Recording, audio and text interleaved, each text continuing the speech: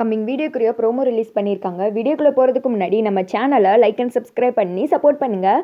Video வந்துட்டு நல்லாவே இருக்குது. ஃபஸ்ட்டு சீனில் வந்துட்டு சாமுண்டி சரிங்க கோவமாக வீட்டுக்கு வர்றாங்க. வீட்டில் இந்த திக்கா சந்திராவுக்கு பயம் தாங்க முடியல.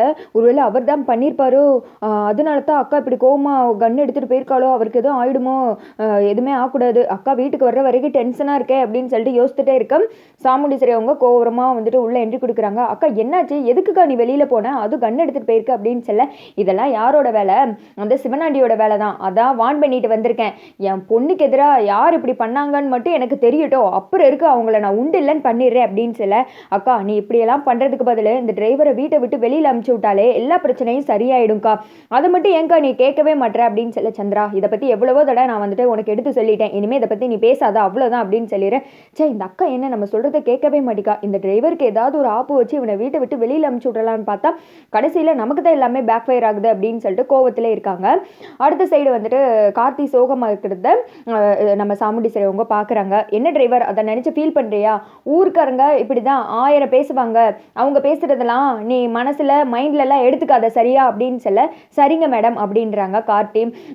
யார் என்ன வேணால் சொல்லட்டும், எனக்கு ஓ மேலே நம்பிக்கை இருக்குது, நீ இப்படி பண்ண மாட்டேன்னு சொல்லிட்டு நான் நம்புகிறேன், நீ இந்த வீட்டுக்கு வந்ததுலேருந்து என்கிட்ட பொண்ணுங்ககிட்டலாம் எந்த மாதிரி பிஹேவ் பண்ணுற அப்படின்னு சொல்லிட்டு எனக்கே தெரியும், நானே அதை உங்ககிட்ட சொல்லியிருக்கேன், நீ கண்ணியமாக நடந்துக்கிற அப்படின்னு சொல்லிட்டு, அதனால நான் உன் மேலே சந்தேகம்லாம் பட மாட்டேன் புரியுதா அப்படின்னு சொல்ல, நீங்கள் என் மேலே வச்சிருக்க நம்பிக்கைக்கு ரொம்ப தேங்க்ஸ் மேடம் அப்படின்றாங்க கார்த்தி. இருக்கட்டும் பரவாயில்ல அப்படின்னு சொல்ல, இதுக்கு நன்றி கடனா கண்டிப்பாக இந்த காரியத்தை யார் செஞ்சாங்கன்னு சொல்லிட்டு அவனை தேடி கண்டுபிடிச்சி உங்கள் முன்னாடி கொண்டு வந்து நிறுத்துற மேடம், இது கண்டிப்பாக நடக்குதா இல்லையான்னு பாருங்க அப்படின்னு சொல்ல, நீ அப்படி மட்டும் அவனை என் கண்ணு முன்னாடி கொண்டு வந்து நிறுத்தினேன்னு வச்சுக்கோ, என் பொண்ணை பற்றி தப்பாக எழுதினவன் அவன் கையவே நான் துண்டை வெட்டி எடுத்துருவேன்.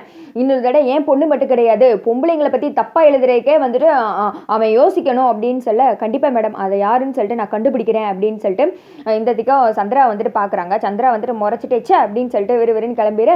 கார்த்தி வந்துட்டு அமைதியாகவே இருக்காங்க. சாமுண்டி சரி அவங்க கிளம்பிடுறாங்க. கார்த்திக்கு ஒரே யோசனையாக இருக்குது, ஒரு மாதிரி வந்துட்டு யோசனையிலே இருக்காங்க. அப்போ வந்துட்டு மயில் வர்றாரு. என்னப்பா நடந்ததை பற்றி யோசிச்சுட்டு இருக்கே அப்படின்னு சொல்ல, ஆமாம் யார் இதை பண்ணியிருப்பாங்க அப்படின்னு சொல்லிட்டு ஒரே யோசனையாக இருக்குது, அந்த மூணாவது எதிரி யாருன்னே கண்டுபிடிக்க முடியல, கண்ணுக்கு எதிரே தான் இருக்காங்க, ஆனால் ஏதோ ஒரு பாயிண்டில் நம்ம வந்துட்டு அவங்கள மிஸ் பண்ணுறோம் அப்படின்னு சொல்ல, எனக்கு தெரியும்ப்பா நீ எப்படி அவங்கள கண்டுபிடிச்சிருவேன்னு தெரியும் அப்படின்னு சொல்ல, அதே சமயத்தில் சாமுண்டி சரி அவங்க மாயா கிட்டே மகேஷ் கிட்டே பேசணும் அப்படின்ற மாதிரி வந்துட்டு சொல்லுவாங்க இல்லையா, இந்த மாதிரி தப்பாக எழுதியாச்சு, யாரோ ஊர்க்காரங்க இந்த மாதிரி தெரியாமல் எழுதியிருக்காங்க, நீங்கள் அதை எதுவும் பெருசாக எடுத்துக்காதீங்கன்னு சொல்லிட்டு அவங்களுக்கு சொல்லணும்ல, அதுக்காக அவங்கக்கிட்ட பேசணும்னு நினச்சிக்கிட்டு இருப்போம். கரெக்டாக மாயாவே வந்துட்டு வீட்டுக்கு வர்றாங்க.